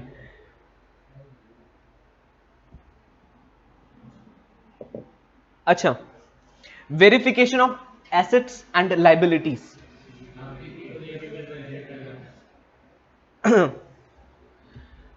फॉर से आप रिलायंस की ऑडिट पे गए, तशमीत ही गया, अभी तशमीत ही था हमेशा से, और वो रिलायंस की बिल्डिंग में खड़ा है और उसने देखा उनके बुक्स में जो है बिल्डिंग एक एसेट है। वो कहते हैं सर ये कौन सी बिल्डिंग है? वो कहते हैं तशमीत वो देख, वो एक टावर दिख रहा है, वो हमारा है, भाई का है। मान गया आपका ही है सर, आपने बोल दिया तो। लेकिन वेरीफाई करना है, तशमीत क्या चेक करें? हाँ हाँ, कागज दिखाओ प्रॉपर्टी के। वो कागज को थोड़ा सा पॉलिश कर दे, उस वर्ड को एग्जाम में ये नहीं लिख सकते कागज दिखाओ, थोड़ा सा पॉलिश करके बता दो। टाइटल डीड, रजिस्ट्री बोल सकते थे, लेकिन इंग्लिश में ना थोड़ा सा टाइटल डीड वर्ड यूज कर देते हैं, इसकी वजह से टाइटल डीड। टाइटल डीड देखूंगा, ठीक है। अब टाइटल डीड से पता लग गया कि ये चलो इनके नाम पे है प्रॉपर्टी, बढ़िया, कोई दिक्कत नहीं है। और क्या, ये तो एग्जिस्टेंस के बारे में पता लग गया, राइट के बारे में पता लग गया, दैट उन्हीं का राइट है प्रॉपर्टी पे। पहला तो उसने दिखाया वो देखो प्रॉपर्टी, वो देखो प्रॉपर्टी से क्या हो गया, चलो एग्जिस्ट तो करती है, नहीं तो पता नहीं और हवा मैली बनाया हो अंबानी ने, तो यू नेवर नो। उसके बाद हमने एग्जिस्टेंस के बाद क्या चेक किया, उसका राइट चेक करने के लिए हमने रजिस्ट्री टाइटल डीड मांग ली। उसके बाद वैल्यूएशन कितने की है भाई, तो उसके लिए हम क्या करेंगे, रजिस्ट्री के अंदर होगा ना वैल्यू, टाइटल डीड में वैल्यू होगा ना। एक्चुअल रिपोर्ट के लिए तो उसमें जाते हैं हम जब बैंक लोन्स होते हैं, क्योंकि जब हमारा असेट बुक्स में रिकॉर्ड होता है वो तो हिस्टोरिकल, वो तो परचेज वैल्यू पे रिकॉर्ड हो जाता है। लेकिन जब हम बैंक में लोन लेने जाते हैं, कहते हैं यार ये प्रॉपर्टी तो मैंने लाख रुपए गज की ली है, लेकिन आज का रेट 10 लाख रुपए गज है, तो वहां पे हम एक्चुअल प्रॉपर्टी वैल्यूएटर से वैल्यू करवा लेते हैं प्रॉपर्टी को, और उस बेस पे हमें लोन मिलता है। दैट वो भी एक कॉन्सेप्ट है, बट हाँ बुक कीपिंग के लिए ये कॉन्सेप्ट नहीं है, बुक्स किसी और तरीके से मेंटेन हो रही है। तो आपने एक चीज को चेक करने के लिए बड़ी सारी चीजें देखी ना, असेट को चेक करने के लिए, लाइबिलिटी को चेक करने के लिए। कंपनी ने लोन लिया हुआ है, बैंक से लोन लिया हुआ है, सैंक्शन कराया होगा ना लोन, सैंक्शन लेटर देख ले, देखना बनता है। और क्या देखे, मैं तो ये भी चेक कर लेता हूं भाई, क्या मॉर्गेज किया हुआ है। हाँ, मॉर्गेज किया जो फॉर से उन्होंने अपना कोई प्रॉपर्टी मॉर्गेज की है, तो वो प्रॉपर्टी कंपनी के नाम पे भी है, वो भी तो खड़ा होगा ना बुक्स में। मैं तो मतलब एक चीज चेक करते करते मैं कहीं और भी पहुंच जाता हूं कि चल यार तू पहले ये दिखा, ये तुमने मॉर्गेज किया, ये कहां पे है, ठीक है ना। बैंक की बैलेंस कंफर्मेशन सर्टिफिकेट हो गए, तो ये सारी एग्जिस्टेंस को चेक करने के लिए, एग्जिस्टेंस भी। और उसके बाद मेरी ऑब्लिगेशन, यहां पे तो क्या होता है, वहां पे तो राइट होता है, असेट के केस में तो राइट है मेरा असेट पे, और लाइबिलिटी केस में क्या होता है, ऑब्लिगेशन होती है, ठीक है ना, विपरीत शब्द। उसके बाद स्टैट्यूटरी कंप्लायंसेस, स्टैट्यूटरी कंप्लायंसेस जो कि एज पर लॉ कंप्लायंसेस दिए गए हैं। कौन से कंप्लायंसेस हैं, जीएसटी की रिटर्न्स भरी हैं, ESI, PF, MSME, X Y Z, हजारों लॉज अप्लाई हो रहे हैं कंपनी पे। क्या वो कंप्लाई कर रही है कंपनी? हाँ, हो सकता है कोई लॉ आपको ना पता हो और आपको मिस भी कर दो, या उस केस में हम क्या करते हैं, जब ऑडिट करते हैं, फॉर से मुझे किसी लॉ का नहीं पता तो मैं उसके लिए एक्सपर्ट हायर कर लेता हूं, ताकि वो चेक करके मुझे रिपोर्ट कर दे, मुझे समझा दे। आउट ऑफ कंटेक्स्ट पॉइंट है ये। और सर ये तो हमें पता ही है, आप 1 घंटे से यही बक रहे हो, expression of opinion on true and fair view reflected of financial results by profit and loss of cash flows reflected by CFS, cash flow statement, on statement of affairs reflected by balance sheet। यही 3 चीजों के ऊपर हम opinion दे रहे हैं, यही करके हम चले जाएंगे। किसी को ये पूरा कॉन्सेप्ट, ये पॉइंट समझने में कोई भी डाउट? पक्का सारा क्लियर हो गया? ऐसे कैसे? अच्छा, थोड़ा सा और पढ़ लूंगा मेरे साथ? नहीं, पढ़ना तो पड़ेगा। मैं वेट कर रहा था। अगर तुम बोल देते कि सर पढ़ लेंगे, मैं छोड़ देता हूँ। अरे थोड़ा सा यार, थोड़ा सा देख, अभी 1 घंटे की क्लास हुई है, 1 घंटा 5 मिनट हुए हैं, रिकॉर्डिंग है यहाँ पे, लाइव चल रहा है, पता लग रहा है मुझे। तो चुप करके एक कॉन्सेप्ट और पढ़ लो मेरे साथ।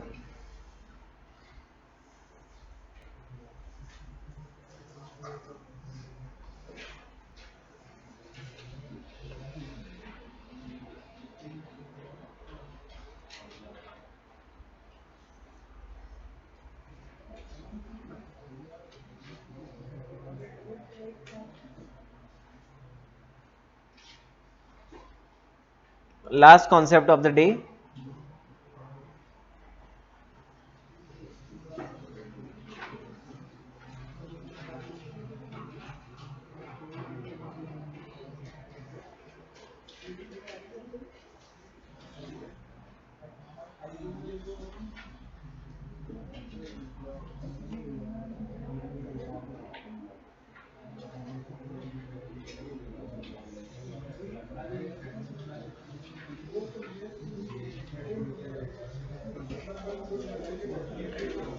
Professional scepticism.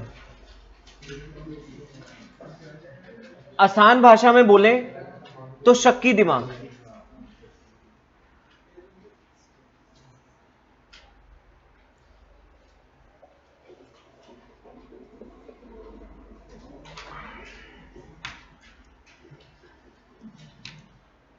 जैसे ही मैं घर आता हूं तो मुझे लगता है कि कई बार कि मेरे पापा मुझसे बहुत प्यार करते हैं, वो कहते हैं बैठ मेरे साथ 5 मिनट बातें कर ले। और बातों बातों में वो क्या करते हैं, से हाथ पकड़ते हैं, ये जो 2 उंगलियां हैं यहां पे सूंघ के देखते हैं।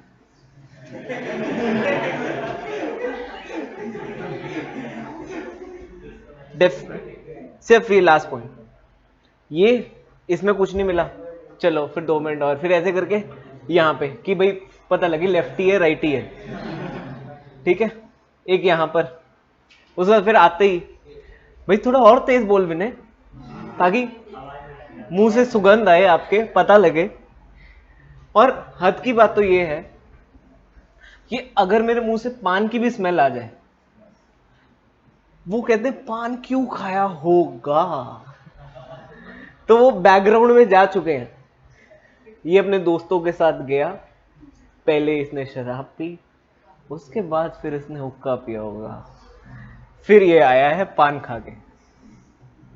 तो ये क्या एटीट्यूड है, शक्की दिमाग है।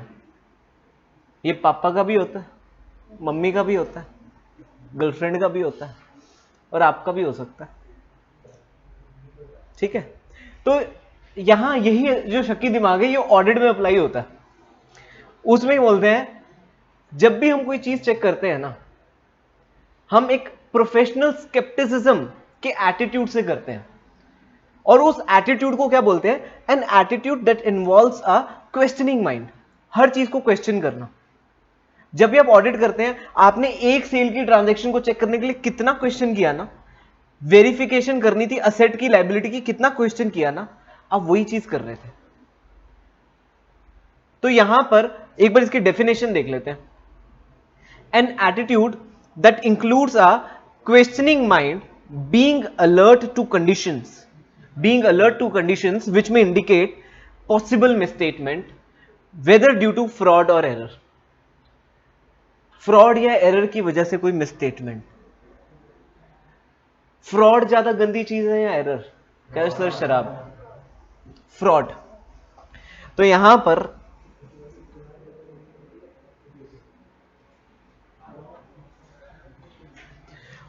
फ्रॉड और एरर, अब बताओ इंटेंशनल कौन सा है,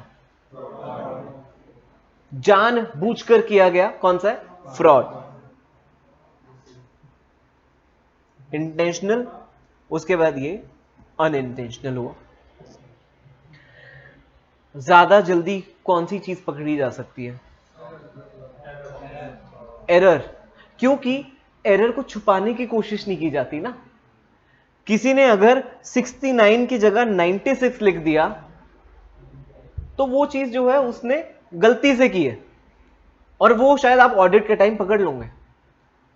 लेकिन फ्रॉड जो है वो इस तरीके से किया जाता है, इस मैनर में किया जाता है, उसे छुपा के किया जाता है ताकि आप पकड़ ना सकें। तो ये मुश्किल चीज है पकड़ना। तो आपके ऊपर रिस्पॉन्सिबिलिटी नहीं है इतनी तगड़ी कि आपको फ्रॉड पकड़ गए या ना ऑडिट में, लेकिन हां इतना खुला दिमाग जरूर रखना है कि कोई भी फ्रॉड आपके आसपास हो रहा हो आप उसे समझ सकें, जान सकें। अगर आपको कॉन्सेप्ट ही नहीं पता चीजों का कि फ्रॉड होता कैसे है तो फायदा ही नहीं है ना। इनफैक्ट फ्रॉड डिटेक्शन ही करते हैं सीए, एक सेपरेट कोर्स है सीए में। किसी को पता है जो लोग कहते हैं कि सीए बनने के बाद क्या क्या करियर्स हैं, उसके अंदर one of the career is fraud detection. उसे बोलते हैं फोरेंसिक। बिग फोर्स में या बड़ी बड़ी फर्म्स में फोरेंसिक ऑडिट होती है। फोरेंसिक ऑडिट क्या होता है? समझ लो दिल्ली पुलिस के सेल ने बोल दिया आपको कि यहां पर कोई फ्रॉड हो रहा है, आपने फोरेंसिक ऑडिट की, वहां की कोई ना कोई गलती मिल गई। तो फोरेंसिक ऑडिट तो ये इसी चीजों से होती है जो प्रोफेशनली स्केप्टिकल होते हैं ना लोग, वही कर सकते हैं ऐसी चीजें।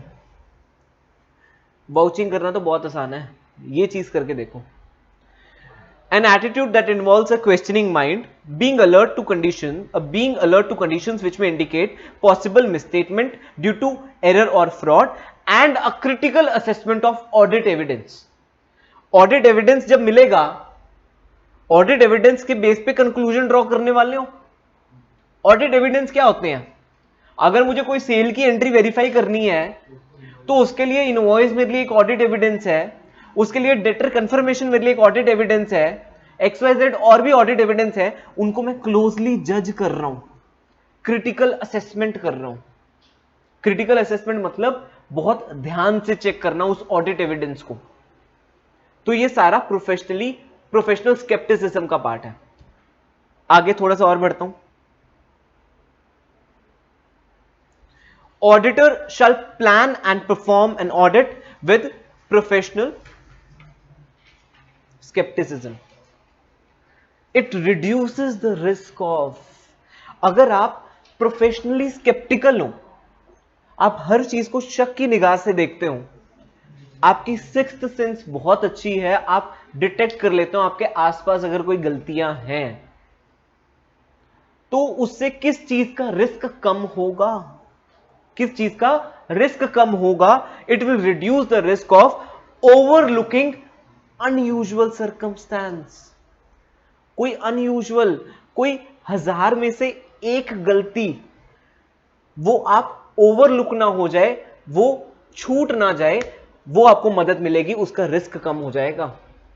Overlooking unusual circumstances. और I will teach you how to be professionally sceptical. आपको किस तरीके से वो एटीट्यूड आ सकता है। जरूरी नहीं है कि आप सीख के ही आते हैं, या कुछ लोग होते ही प्रोफेशनली स्केप्टिकल हैं, आप बन भी सकते हो। वो मैं आपको बताऊंगा किस तरीके से करना है, बट उस तरीके से आपका किस तरीके का रिस्क कम होगा। You will stop overlooking unusual circumstances. आप अनयूजुअल सर्कमस्टेंसेस को नहीं छोड़ेंगे। Over generalising while drawing conclusions, इसका मतलब क्या हुआ? कोई दिमाग में थॉट आ रहा है पढ़ के,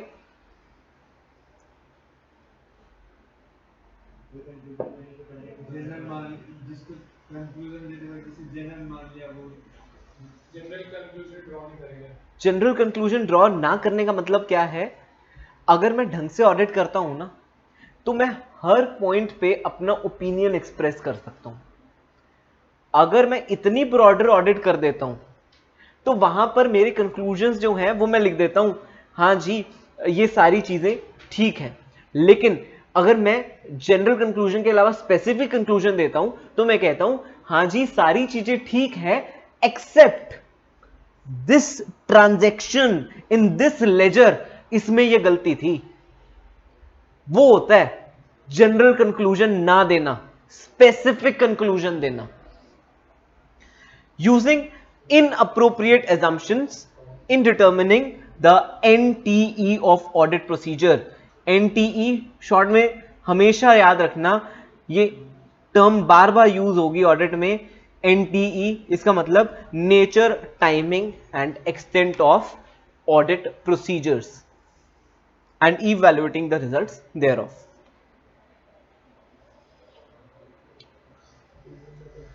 छोटा सा एग्जांपल ले लेता हूं, इसका लास्ट पॉइंट है बस, आगे वाला नहीं पढ़ाऊंगा, आगे वाला कल की क्लास में पढ़ाऊंगा। तीसरा पॉइंट, सिर्फ ये वाले पॉइंट पे क्लास खत्म कर दूंगा। आपने क्या किया, आपने पहले ऑडिट, क्लाइंट आपके पास आया कि जी मेरे को ना ऑडिट करवानी है। हमने कहा जी बिल्कुल कर देंगे। मैंने कहा जी आपका पहले मैं काम समझना चाहूंगा, आपका काम क्या है। वो कहता है जी समझा देता हूं, आप मेरी फैक्ट्री भी विजिट कर सकते हैं। मैं कहता हूं फिर फैक्ट्री भी विजिट कराया मैं। उसके बाद मैंने क्या किया, मैंने कहा सर एक कॉन्ट्रैक्ट साइन कर ले, उस कॉन्ट्रैक्ट में क्लियर हो जाएगा कि मेरी टर्म्स क्या है, आपकी टर्म्स क्या है, वो चीजें मैं क्लियरली एक कॉन्ट्रैक्ट में लिख दूंगा। कहते हैं जी ठीक है। मैंने वो कॉन्ट्रैक्ट साइन कर लिया। इस कॉन्ट्रैक्ट के ऊपर कल की क्लास में हम एक अलग से स्टैंडर्ड ऑन ऑडिटिंग पढ़ेंगे, कल की क्लास में अगर कोई आया तो स्टैंडर्ड ऑन ऑडिटिंग है एंगेजमेंट लेटर जिसे बोलते हैं, वो साइन हो गया, कॉन्ट्रैक्ट साइन हो गया, कहा जी एडवांस दो, काम शुरू करते हैं। ठीक है जी, काम शुरू कर दिया। अब आपने क्या किया, आपने पहले ऑडिट स्टार्ट करने से पहले एक ऑडिट स्ट्रैटेजी बनाई, ऑडिट स्ट्रैटेजी के बाद ऑडिट का प्लान बनाया। उसके बाद आपने क्या किया, आपने आर्टिकल को बोला आर्टिकल जाएगा ऑडिट पे, हम तो अभी बैठेंगे, ठीक है ना, तो आर्टिकल जाएगा ऑडिट पे, पूरा मत मानो यार ऐसी क्या है। तो मैं तुम्हें एक ऑडिट प्रोग्राम लिख के दे दूंगा कि इस तरीके से ये 10 चीजें चेक करके आ जियो। ठीक है, ये 10 चीजें चेक करने चले गए, ऑडिट प्रोग्राम हो गया। ये चेक करते करते अब फॉर एग्जांपल मैंने इन्हें बोला कि इन्वेंट्री चेक करके आइयो, मैंने इन्हें बोला इन्वेंट्री चेक करके आइयो, तशमीत को बोल दिया मैंने, centre of attraction of the. कहता सर चेक कराऊंगा। मैं कहा 31 मार्च की इन्वेंट्री चेक कर लियो। यार ठीक है। 31 मार्च को बीमार पड़ गया, इसने वो बताया भी नहीं, छुट्टी मार गया। मेरे को तो लगा होगी इन्वेंट्री चेक। ये गया 2 अप्रैल को, कहा जी 31 मार्च की इन्वेंट्री दिखा दो। उन्होंने कहा ये लो। वो कहता जी वेयर हाउस में दिखा दो, वेयर हाउस में पड़ी होगा इतना इन्वेंट्री आपकी। वहां पे गया 2 अप्रैल में, क्या 2 अप्रैल में 31 मार्च की इन्वेंट्री पड़ी होगी? नहीं ना, सेल होगी, परचेज होगी, माल बीच में खराब हो गया, बारिश होगी, कुछ भी हो गया। तो यहां पर मैंने क्या करना चाहता था, तशमीत को आइडियली क्या करना चाहिए था, 31 मार्च को उनके वहां पे जो इंस्पेक्शन चल रही थी, जो स्टॉक नोटिंग चल रही थी, स्टॉक टेकिंग चल रही थी, वहां पर प्रेजेंट होना चाहिए था, वहां पर प्रेजेंट होना चाहिए था, ताकि वो स्टॉक कंफर्म हो जाता। तभी तो फायदा होता है 31 मार्च का स्टॉक टेकिंग का। लेकिन ये गया नहीं, अब तो दिक्कत होगी। तो यहां पर ये जो स्टॉक टेकिंग का जो प्रोसीजर चल रहा था और वहां पर तशमीत खड़ा होता, तो तशमीत क्या कर रहा होता, ऑब्जर्व कर रहा होता कि जो स्टॉक टेकिंग चल रही है वो ठीक ढंग से चल रही है या नहीं।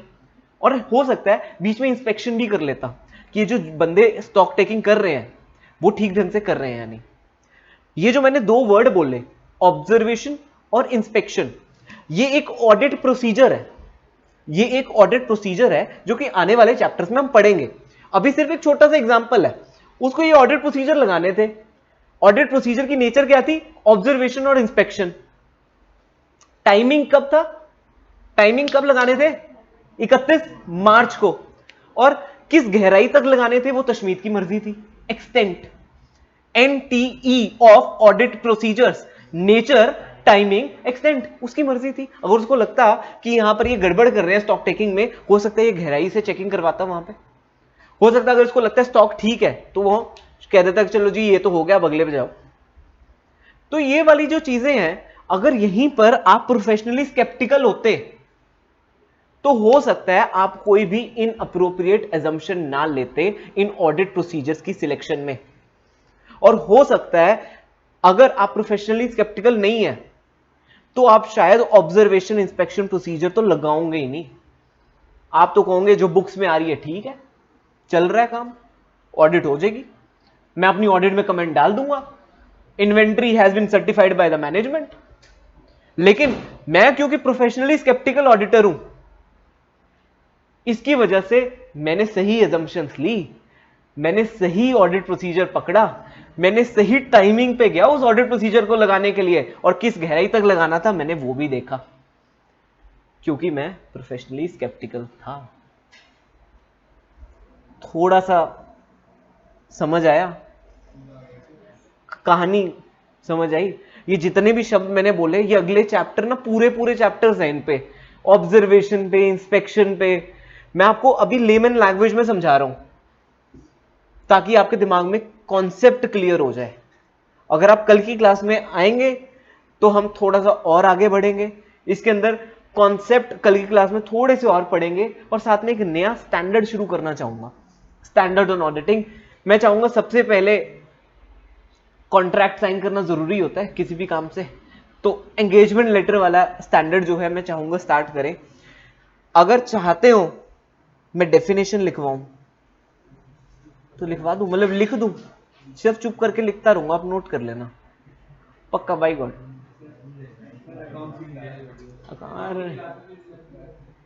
आपने खाना तो खा लिया, मैंने कैमरे से देख लिया, खाया, मैं यही तो देख रहा था, मैं वेला हूं, मेरे को नहीं पता। चलो ठीक है, कल की क्लास में डेफिनेशंस लिख लेंगे, आज की क्लास में इतना ही। किसी को कोई डाउट हो तो मुझसे पूछ सकता है। ठीक है जी, see you all in next class, bye.